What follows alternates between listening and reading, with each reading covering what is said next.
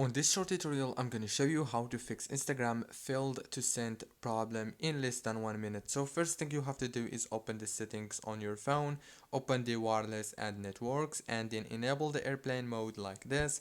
Go back and now open the apps manager. On this page, you will find all the apps that you have on your phone, as you can see. Or what you have to do here is very easy and simple. Just wait a few seconds like this and then scroll until you find Instagram and click on it. When you click on it, it will take you to the app informations page.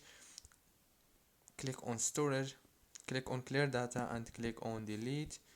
Go back, now click on this power usage details.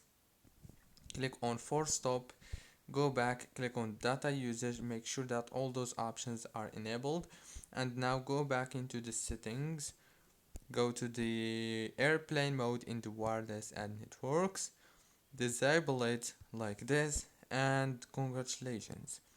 Don't forget to like, subscribe.